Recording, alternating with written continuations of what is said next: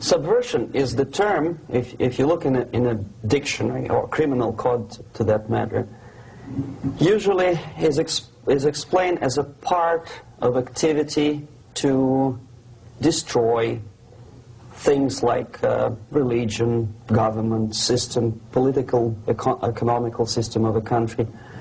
And usually it's linked to espionage and such romantic things as blowing up bridges, sidetracking trains, cloak and dagger activity in Hollywood style. What I'm going to talk about now has absolutely nothing to do with the cliché of espionage or KGB activity of collecting information.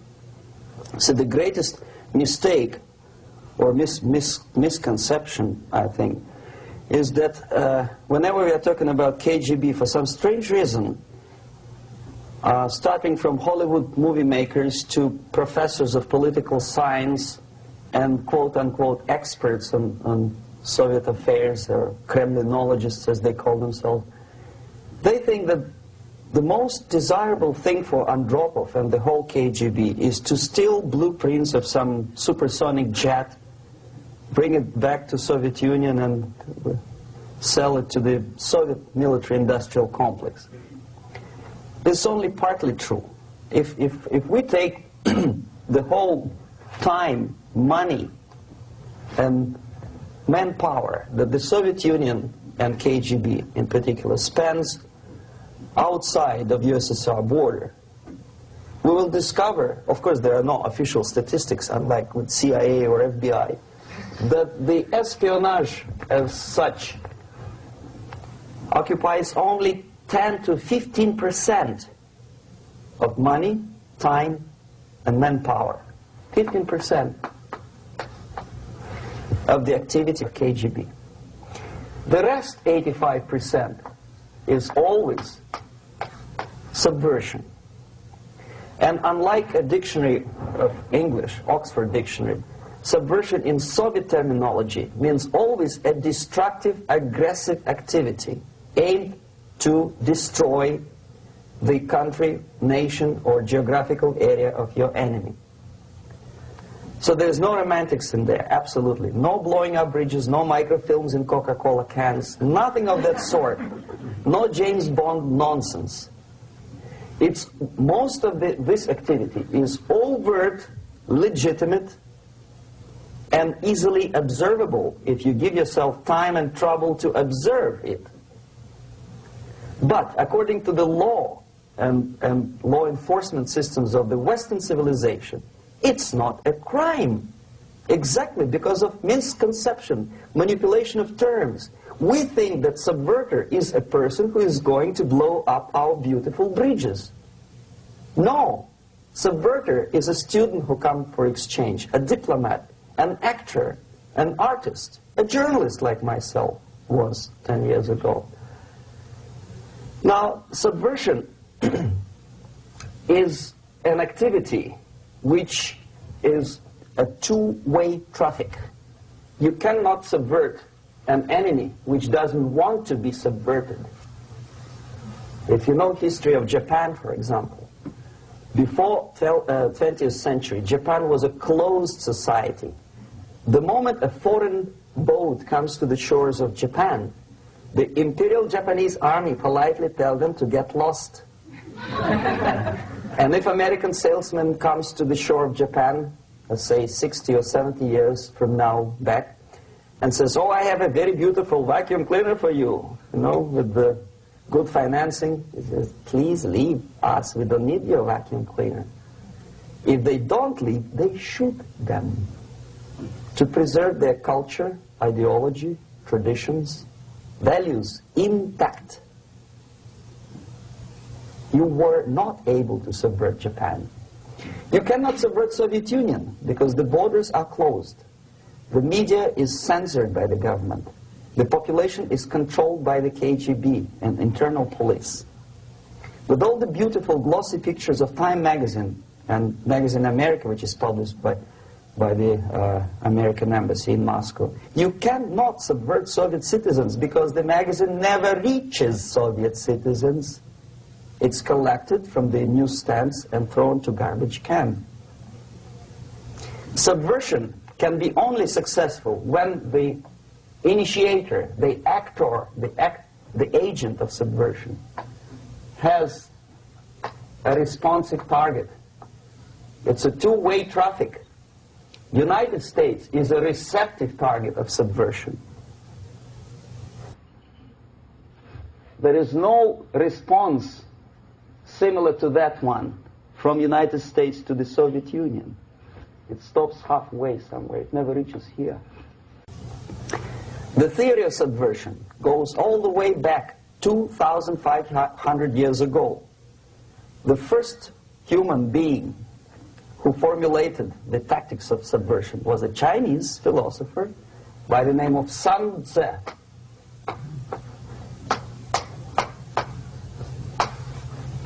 2,500 years BC. He was an advisor for several imperial courts in ancient China. And he said, after long meditation, that to implement state policy in a warlike manner, it's the most counterproductive, barbaric, and inefficient to fight on a battlefield. You know that war is continuation of state policy, right? So if you want successfully to implement your state policy and you start fighting, this is the most idiotic way to do it. The highest art of warfare is not to fight at all, but to subvert anything of value in the country of your enemy, until such time that the perception of reality of your enemy is screwed up to such an extent that he does not perceive you as an enemy, and that your system, your civilization, and your ambitions look to your enemy as an alternative, if not desirable, then at least feasible. Better red than dead. That's the ultimate purpose, the final stage of subversion, after which you can simply take your enemy without a single shot being fired, if the subversion is successful. This is basically what subversion is. As you see, not a single mentioning of blowing up bridges. Of course, Sun Tzu didn't know about blowing up bridges. Maybe there were not that many bridges at that time. But the basics of subversion is being taught to every student of KGB school in USSR and to officers of military academies. I'm not sure if the same author is included in the list of reading for American officers, to say nothing about ordinary students of political science. I had difficulty to find the translation of Sun Tzu in the library of a university in Toronto and later on here in Los Angeles. But it's a book which is not available. It is forced to every student in USSR. Every student who is taught to be dealing further in his future career with foreigners. What subversion is? Basically, it consists of 4 periods, time-wise. If we start from here and go this way, time, right? This is the beginning point. The first stage of subversion is the process which is called, basically, demoralization. It says for itself what it is.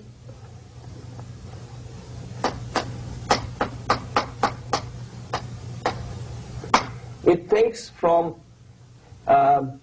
say, 15 to 20 years to demoralize a society. Why 15 or 20 years? This is the time sufficient to educate one generation of students or children. One generation. One lifetime span of a person, a human being, which is dedicated to study, to shaping up the outlook, ideology, personality. No more, no less. Usually it takes from 15 to 20 years.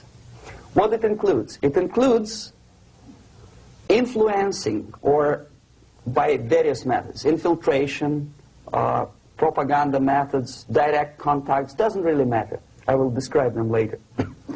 Of various areas where public opinion is formulated or shaped. Religion, educational system, social life, administration, law enforcement system, military, of course, and labor and employer relations, economy. Okay? 5 areas. I will not write them down because we will not have enough space. Sometimes when I describe all the methods, students ask me question, are you sure this is the result of the Soviet influence? Not necessarily. You see, the tactic of subversion, about which I'm talking, is similar to the martial art, the Japanese martial art. If some of you are familiar with that tactic, probably you will remember that if an enemy is bigger and heavier than yourself, it would be very painful to resist his direct strike. If a heavier person wants to strike me in the face, it would be very naive and counterproductive to stop his blow.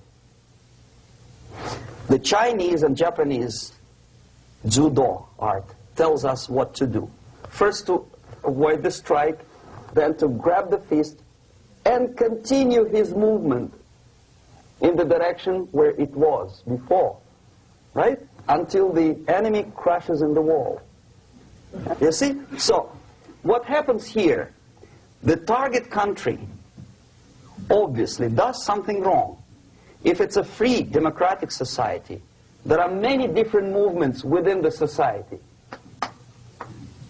There are obviously, in every society, there are people who are against this society. They may be simple criminals, ideologically in disagreement with the state policy, conscientious enemies, simply psychotic personalities who are against anything, right?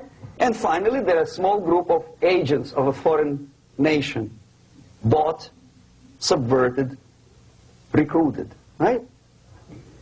The moment all these movements will be directed in one direction, right? This is the time to catch that movement and to continue it until the movement forces the whole society into collapse, into crisis, right? So that's exactly the martial art tactic.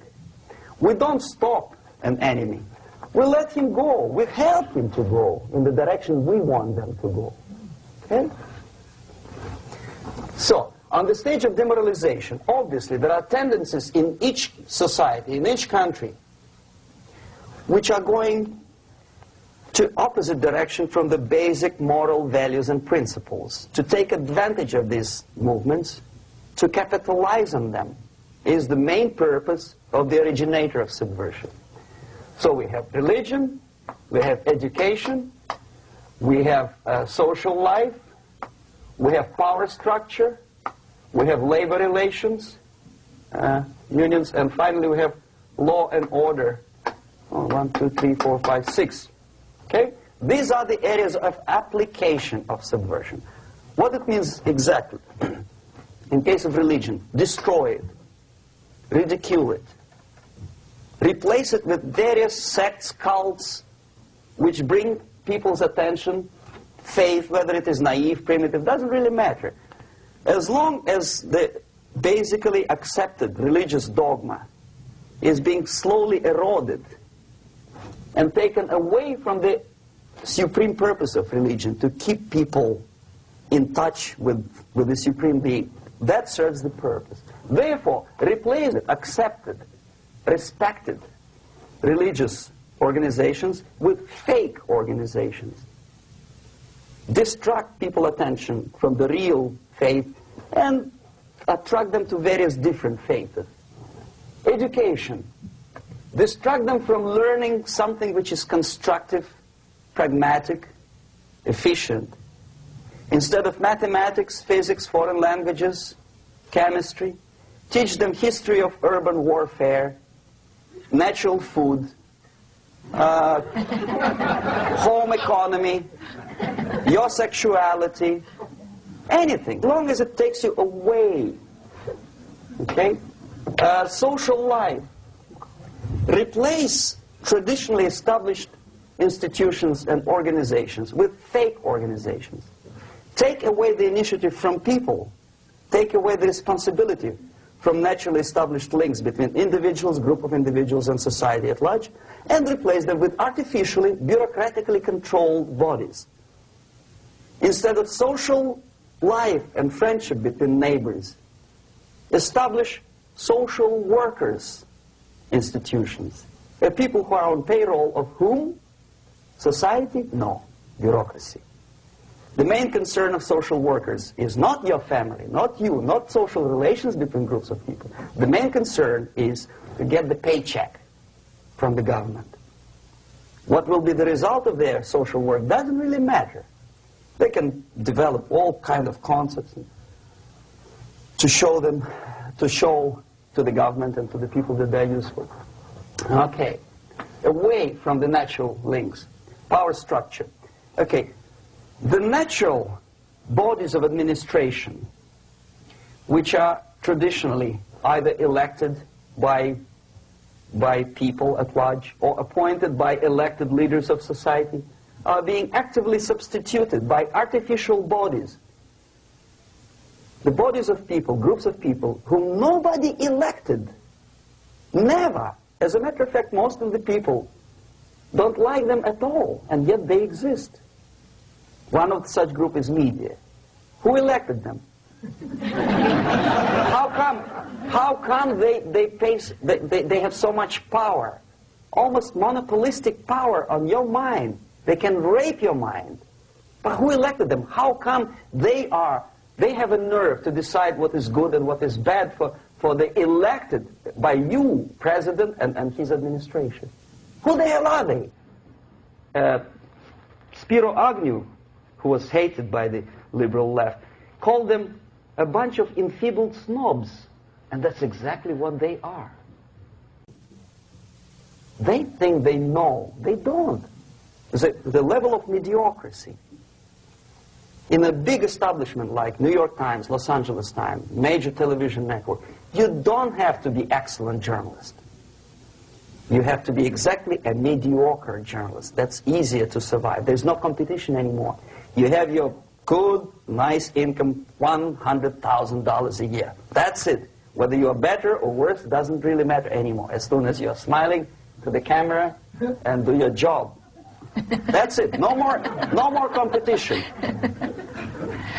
Power structure slowly is eroded by the bodies and groups of people who do not have neither qualification nor the will of people to keep them in power, and yet they do have power. Okay.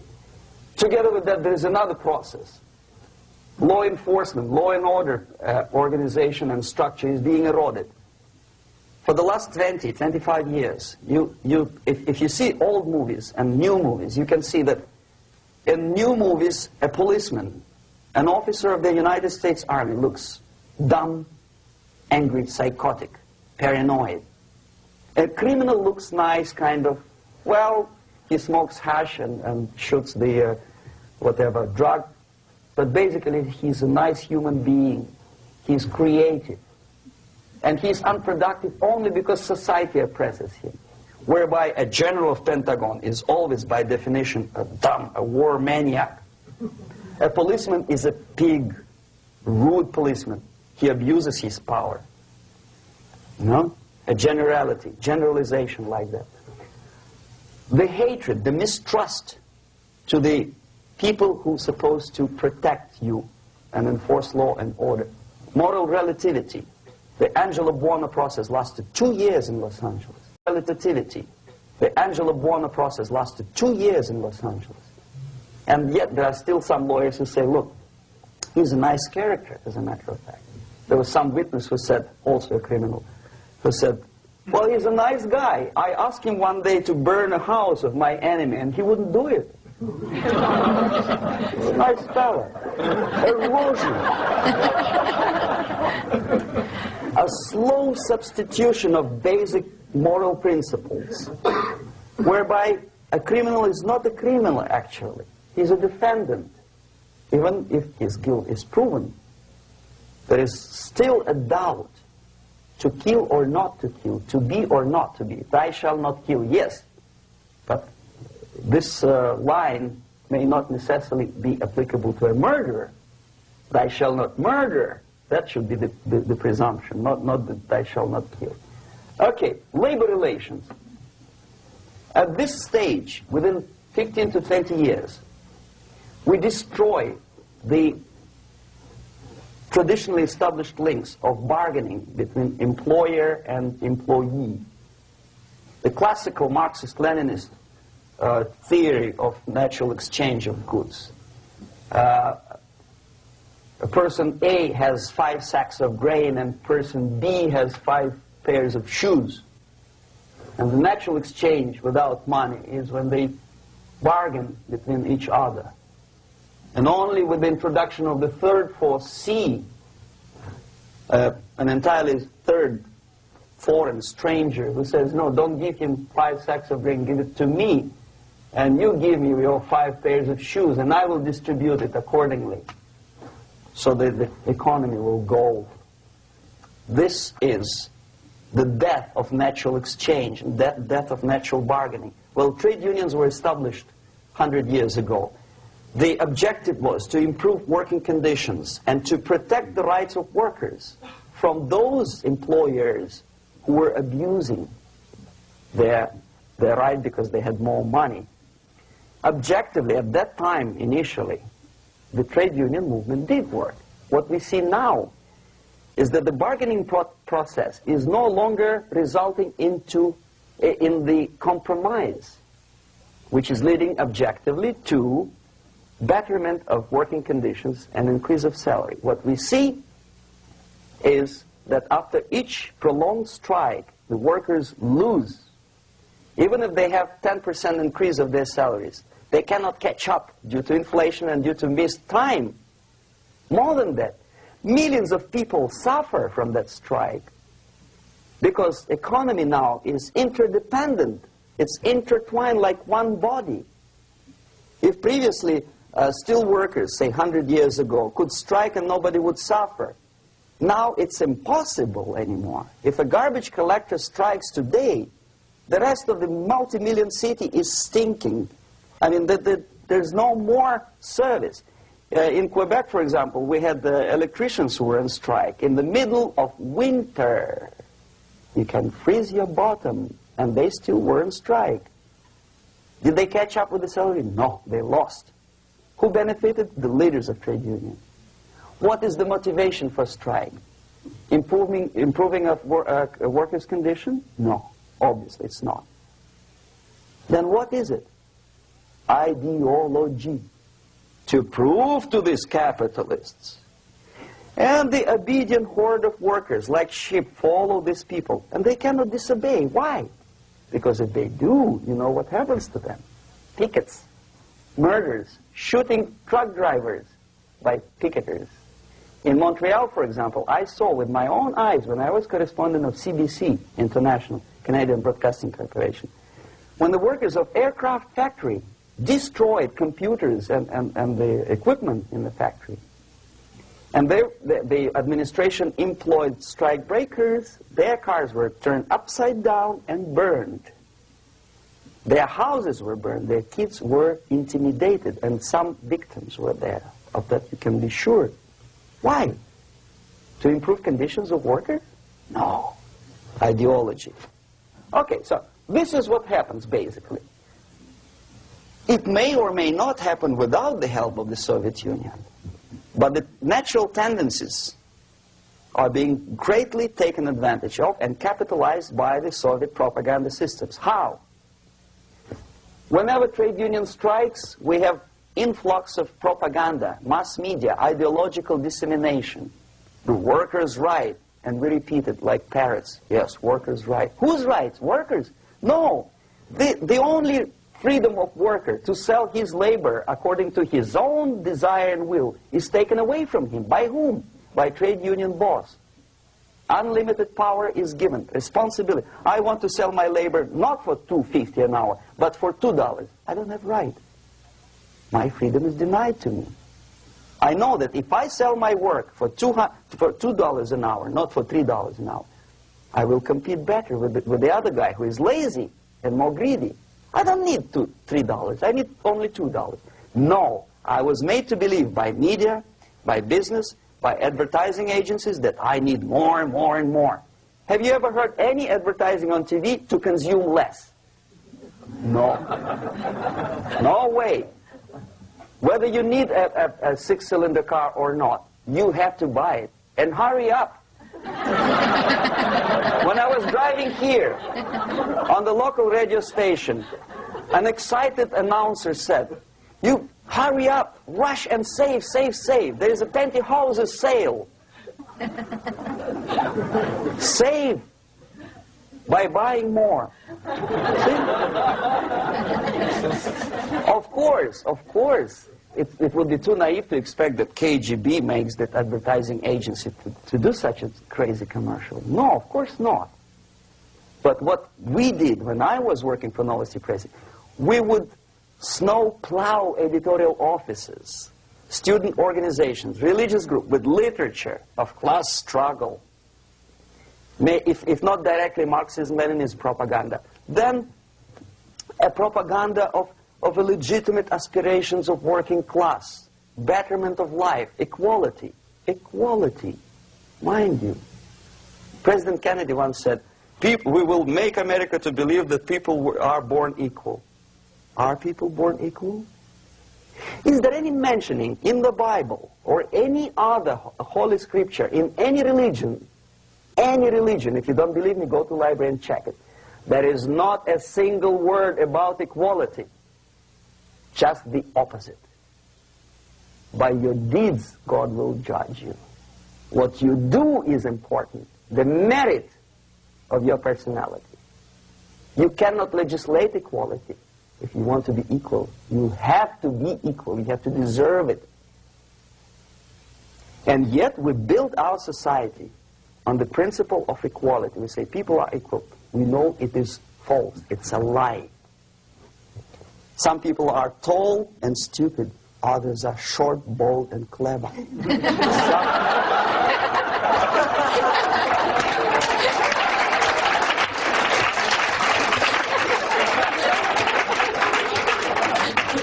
If we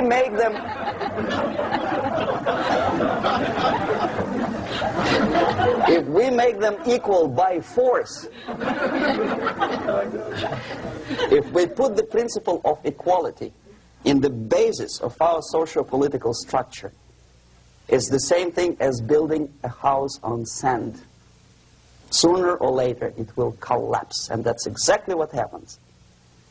And we, as Soviet propaganda makers, are trying to push you in the direction which you go yourself. Equality, yes, equality. People are equal. Land of equal opportunities. Is it true or not? Think about it. Equal opportunities. Should there be equal opportunities? For me and for a lazy bastard who comes here from some other country and immediately registers as a welfare recipient benefits? I never received a single dollar. No, sorry, I did receive once. But I never applied for welfare. For the 13 years, I took any job. Security guard, journalist, taxi driver, anything. Well, I was restless, but some people don't like it. They immediately. So why should we have equal opportunities? Why? The equal opportunity to excel. Equal opportunity in equal circumstances, yes, but we know people are different. To excel, yes, provided we reach the same level of excellency, perfection, which is hypothetical, distant future. Yes, maybe. But we know perfectly well that even with the best intentions, people could not be equal. Why should we have equality in the, say, legal system? Myself, I'm considering myself a law-abiding citizen, and a person who comes here to rob and shoot, say, the United States administration under Carter, imported thousands of Cuban criminals. They were non-criminals, yet they were accepted. Do you think it's fair if myself and my wife from Philippines, who work like a, excuse me, horse as a lab technician in a hospital, should have the same rights as a criminal from Cuba? Why? And yet we repeat as parrots, equality, equality, equality. And the Soviet propaganda system helps us to believe that equality is something which is desirable. Democracy, as it was established by fathers of this country, of this system in the last century, is not equality.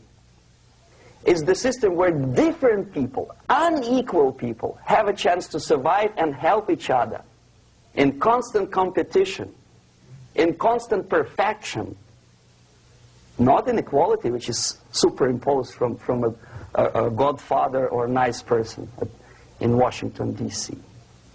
And the absolute equality exists in Soviet Union, quote-unquote equality. Everybody is equal in dirt, except some people are more equal than the others in Politburo. So, the moment you bring a country to the point of almost total demoralization, when nothing works anymore, when you are not sure whether it is right or wrong, good and bad, but there's no division between evil and good, when even the leaders of church sometimes say, well, violence for the sake of justice, especially social justice, is justified in countries like Nicaragua, El Salvador, well, maybe Rhodesia, and we listen to them and say, yeah, probably it's true. Is it true? No, it is not true. Violence is not justified, especially for the sake of quote-unquote social justice introduced by Marxist-Leninists, that is my former colleagues from Novosti Press Agency. Okay, so we reached that point. The next step is destabilization.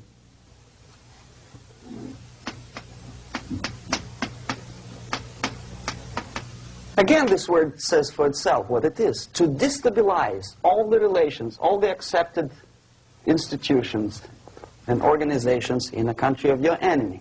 How you do it? You don't have to send a battalion of KGB agents to blow up bridges. No. You let them do it themselves. The area of application is, again, it's narrower now. Not like the previous case. The overt legitimate actions of the KGB in this case would be hardly noticeable. There is no crime if a professor who recently went to USSR introduces a course of Marxism-Leninism in a Californian college, for example. Nobody is going to come to his doorstep and say, okay, mister, come, you are under arrest. No, it's not a crime. It's not even considered a moral crime against your country. So the area of application here is narrowing down to economy, again labor relations, right? To law and order, plus military. And economy, law and order. Yes, and again the media, but wider scope, little bit different. I'll explain later. Okay, basically 3 areas. Economy. The radicalization of bargaining process. If on that stage we still could achieve, theoretically, some positive compromise between the negotiating sides with say, the arbitrary, introduction of arbitrary judges, a third side, objectively judging the demands of both sides. Here it's radicalization.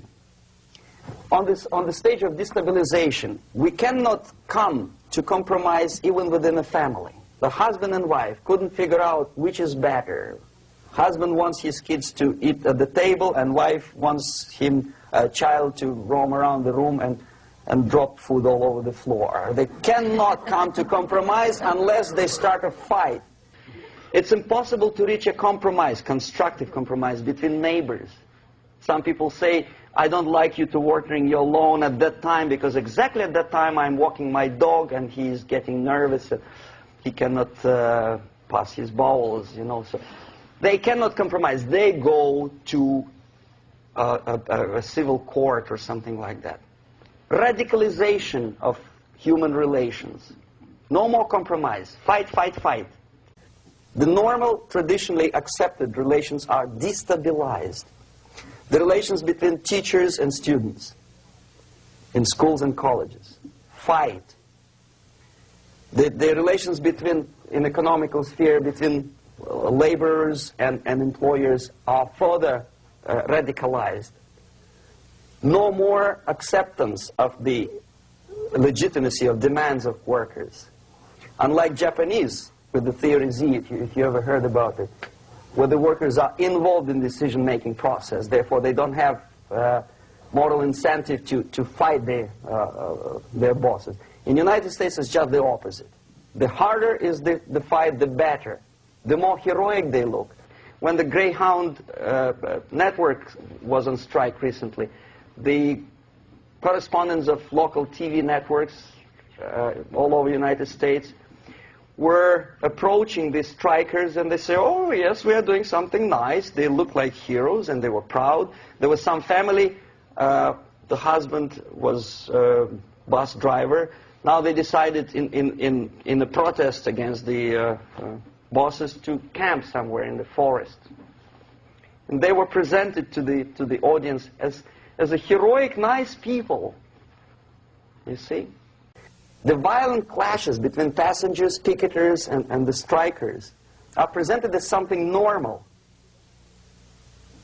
10, 15, 20 years ago, we would be angry, say, why so much hatred? Today we are not. We say, well, it's commonplace. Radicalization, militarization sometimes. As I explained on that stage, I took a step a little bit further. Shooting people. Okay, law and order now also is pushed into the area where previously people settled their differences peacefully and legitimately. Now we are getting with this court cases in the smallest irrelevant cases. We cannot solve our problems anymore.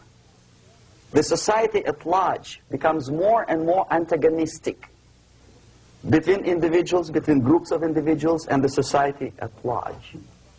The media puts himself in the opposition to the society in general, at large. Separate, alienated. Okay? On that stage, you remember I was talking a couple of hours ago about the sleepers. That's when the students from, say, United States, if they are trained in Lumumba University, or developing nations, that's the students I was dealing with, are being sent back from the Soviet Union here. Or if they were already in the United States, in the country, which is the object of subversion, they spring to action. The sleepers go up. They slept for 15 to 20 years. Now they become leaders of groups, preachers, I don't know, public figures. Prominently they act. They actively include themselves in a political process. All of a sudden we see a homosexual. 15 years ago he did his dirty job and nobody cared. Now he makes it a political issue. A political issue. He demands recognition, respect, human rights, and he rallies a large group of people. And there are violent clashes between him and police, his group and ordinary people, no matter what. It's black against white, yellows against green, doesn't matter where the division line goes. As long as this group come into antagonistic clash, sometimes militantly, sometimes with firearms, that is destabilization process. The sleepers, many of whom are simply KGB agents, become leaders of the process of destabilization. Doesn't mean that Comrade Andropov sends Comrade Ivanov to the United States. The person who takes care is already here. He's a respected citizen of the United States. Sometimes he gets money from various foundations for his legitimate struggle for, I don't know, human rights, women's rights, kid lib, prison lib, whatever. There are sympathetic Americans who donate their money to him. This stabilization process usually leads directly to the process of crisis. In case of developing nations, that's the area where I was active. The process starts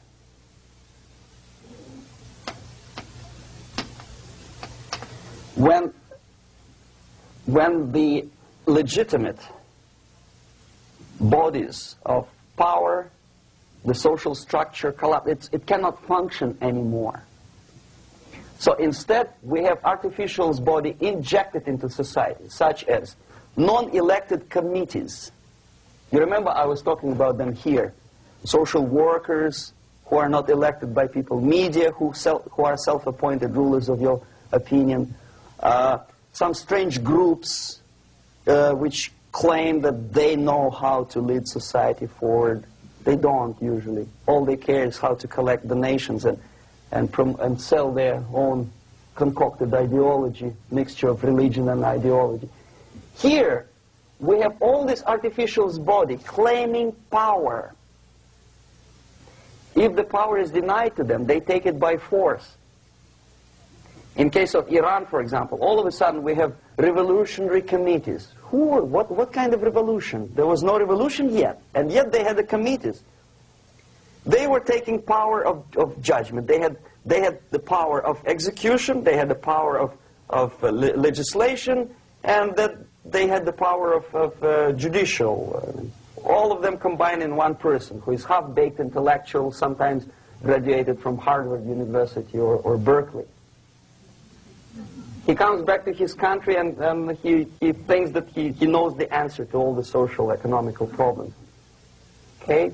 Crisis is when society cannot function anymore productively. It collapses, obviously. That's the word for crisis. So therefore, the population at large is looking for a savior. The religious groups are expecting a Messiah to come. The workers say, we have family to feed. Let's have a strong government, maybe socialist government, centralized. When somebody put the employers on their place and let us work. We are sick and tired of going to strike and missing overtime and all that stuff. We need some strong man, strong government, a leader, a savior is needed. Population is sick and tired already. And here we are. We have a savior. Either a foreign nation comes in, or the local group of leftists, Marxists, no matter what they call themselves, Sandinista, a reverend or some sort, Bishop Muzureva, like in Zimbabwe, doesn't matter. A savior comes and says, I will lead you. So we have two alternatives here. Civil war and invasion. Okay? See how it goes? Civil war, we know what it is. Lebanon is the best example. The civil war, which was artificially implanted in Lebanon by injection of force of PLO, Palestinian Liberation Organization. Invasion we have in many other countries like Afghanistan, name any East European country, it was invaded by the Soviet army. But the result is the same. The next stage is normalization. Normalization is a very ironic word, of course. It is borrowed from 1968 situation in Czechoslovakia, when the Soviet propaganda, and after them New York Times, declared the country is normalized. The tanks moved into Prague, so there's no more Prague Spring, there's no more violence. Normal, normalization. At that stage, the self-appointed rulers of the society don't need any revolution anymore. They don't need any radicalism anymore. So this is the reverse from destabilization. Basically, it is stabilizing the country by force.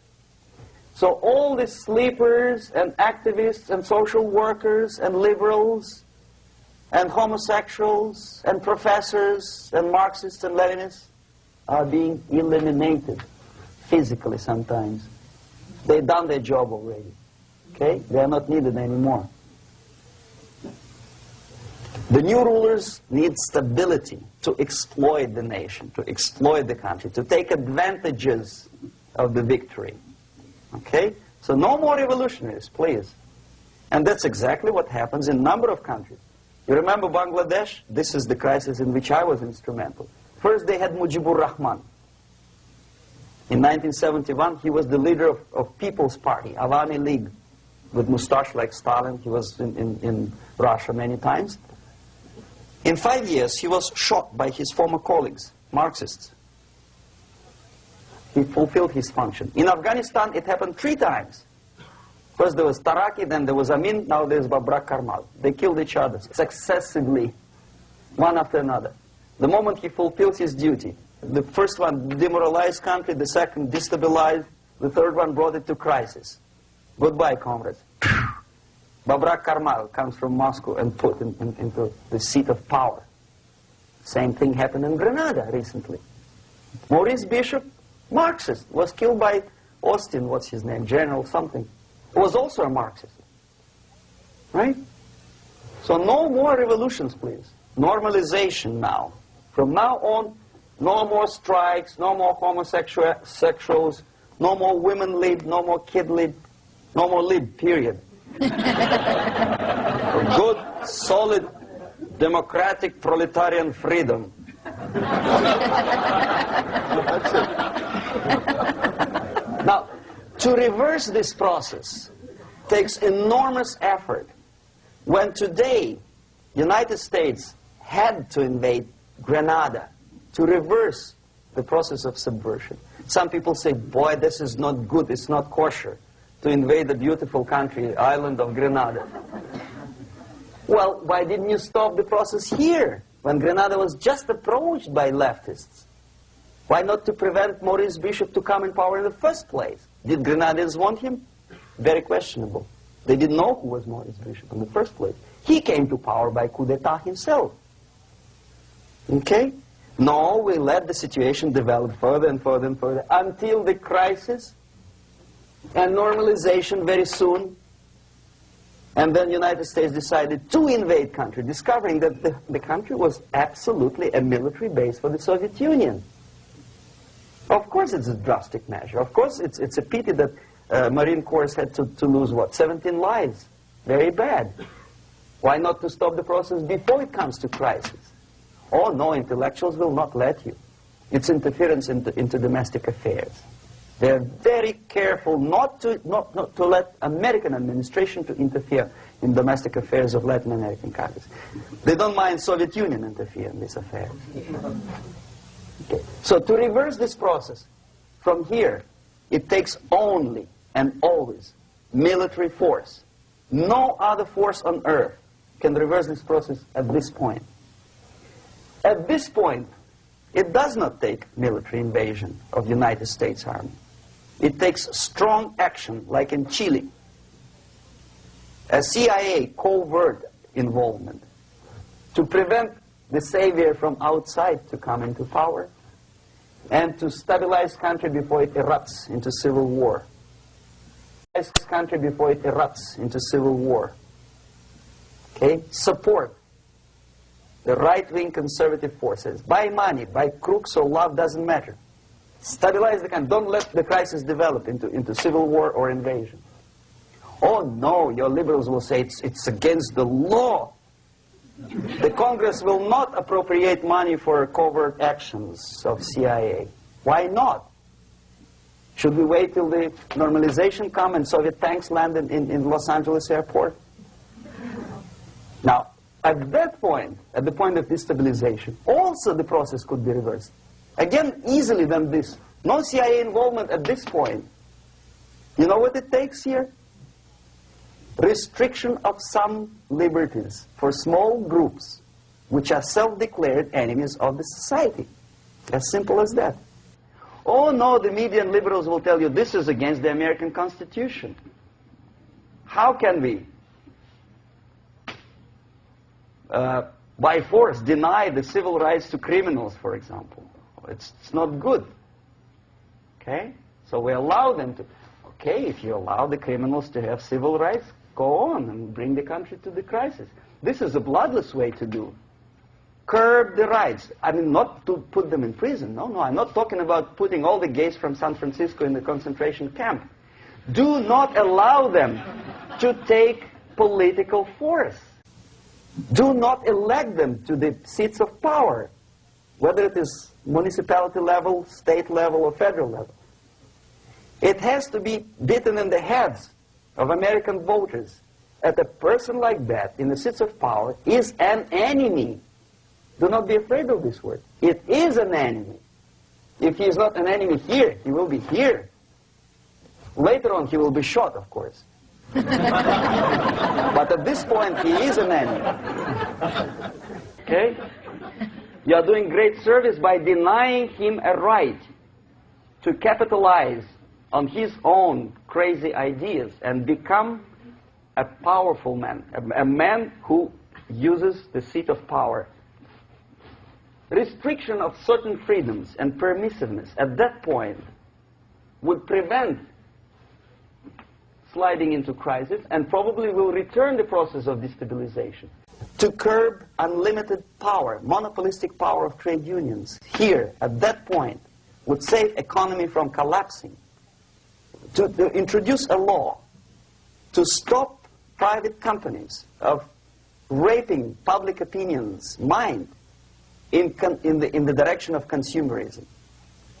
No company must have a right to force you into buying more unless you want it. There must be a law. You want to advertise your car? Okay. But not a single mentioning of buying it now and saving money. It must be against the law to force people to consume more. Self-restraint. Previously, before this process started, the self-restraint was a business of church, religion. Because our preachers, the fathers of church, would tell us, material values are good, but it's not the prime function of human being. Because you have to live with something. Obviously, the design for our life is not to consume more deodorants. There must be something greater. If such a complicated instrument as human body was created, obviously there must be some higher purpose for that. And it's very easy to avoid destabilization by denying the greedy companies one little freedom, one little liberty, forcing you into turning yourself into processors of unwanted products and goods. They turn you into machines, like the worm who there's inlet and outlet. So, and how long an average appliance lasts these days? Less than a year. Why? Where's workmanship? Well, we want you to buy more. Okay. Destabilization process could be easily overcome if, as I say, the society, by its own will or after persuasion by the leaders, will come to the idea of self-restraint. It's so hard, we want to consume more, but you have to. Unless you will come to this stage, when, as we say in Russia, if Sahara Desert ever becomes a communist state, there will be shortage of sand. So you have to curb your... You have to curb your expectations at this point before it's too late. But no, we don't want to do it. Demoralization process. Again, it's the easiest thing to reverse. First of all, by restricting import of propaganda. The easiest thing to do. Unlimited, unrestrained import of Soviet literature, Soviet journalists, giving Soviet propaganda and ideological agitators equal time on American TV network. It has to be stopped. And it's easier. They won't be offended, mind you. As a matter of fact, they will respect America more. But when my former colleague Vladimir Posner appears on Nightline and Ted Koppel asks him, well, Vladimir, what do you think about this and that? What can he think?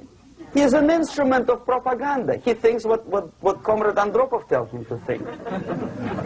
He is just a nice, articulate mouthpiece of the Soviet subversion system.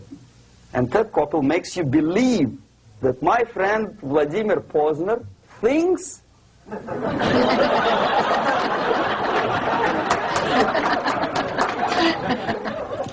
the process of demoralization may not have started at all if at that point the country, which is a recipient of subversion, actively, not violently, but actively, prevents importation of foreign ideology. I don't want America to follow the pattern of ancient Japan. You don't have to shoot every foreigner when it approaches the sacred borders of the United States.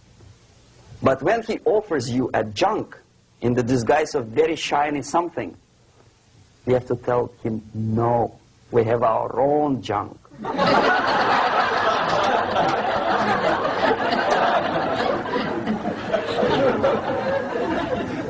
If at that point the society is strong, brave, and conscientious enough to stop importation of ideas which are foreign, then the whole chain of events could be prevented. Recently I've been to Philippines, and I was shocked how in big cities like Manila, children listen to deafening music. A melodious nation with long traditions of good, nice ethnic music, introduced by Spanish long time ago, maybe 2 centuries, 3 centuries ago, I don't remember how. All of a sudden listen to musical garbage, blasting their radios at full blast, at full volume. Why? In India, I spent many years watching the reactions of Indians walking out of movie theaters after seeing Hollywood production. They couldn't figure out why Americans are so wasteful. They smash their cars, their shiny cars, every 5 minutes. How come they shoot each other for $500,000? Is it true that they're so obsessed with sex? Can you imagine showing a movie where each 5 minutes there's a copulation on the screen to a country like India with long tradition of respect to these private matters, or to Pakistan? And United States expect these people to respect you? No way. Oh yes, they will see the movie, they'll pay 5 rupees to see that garbage, but they walk out and will tell their kids, don't respect Americans, don't be like Americans. See? So, the process of demoralization could be stopped right here, both as an expert and as an import. And that takes one step, one very important thing to do.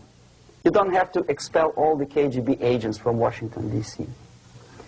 The most difficult and at the same time the simplest answer to the subversion is to start it here and even before, by bringing back the society to religion, something that you cannot touch and eat and put on yourself, but something that rules society and makes it move and preserve it. A Soviet scientist, Shafarevich, who has nothing to do with religion, he is a computer scientist, did a very intensive research on the history of socialist countries. He calls socialist or communist any country with a centralized economy and a pyramidal style of power structure.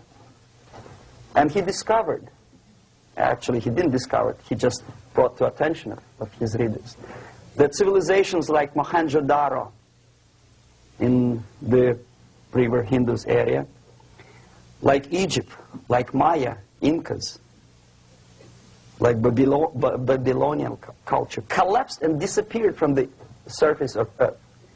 The moment they lost religion, as simple as that, they disintegrated. Nobody remembers about them anymore. Well, distantly. So, the ideas are moving society and keeping mankind as a society of human beings, intelligent, moral agents of God.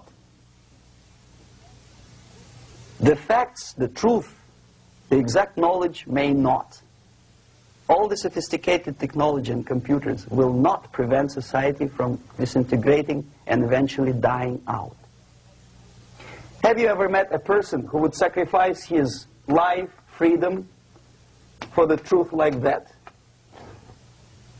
This is truth.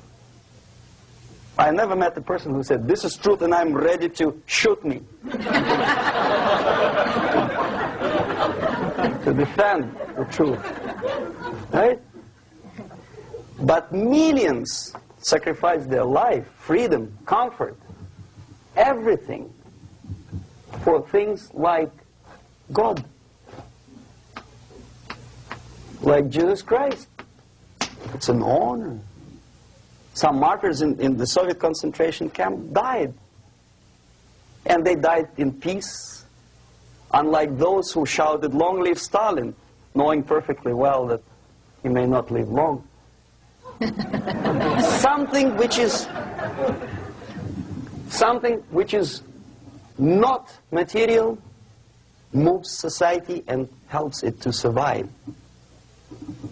And the other way around. The moment we turn into 2 by 2 is 4 and make it a guiding principle of our life, our existence, we die.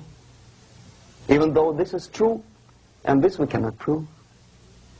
We only can feel and have faith in it. So the answer to ideological subversion, strangely enough, is very simple. You don't have to shoot people, you don't have to aim missiles and Pershings and cruise missiles at Andropov's headquarters. You simply have to have faith and prevent subversion. In other words, not to be a victim of subversion. Don't try to be a person who in judo is trying to smash your enemy and being caught by your hand. Don't strike like that. Strike with the power of your spirit and moral superiority. If you don't have that power, it's high time to develop it. And that's the only answer. That's it. Thank you.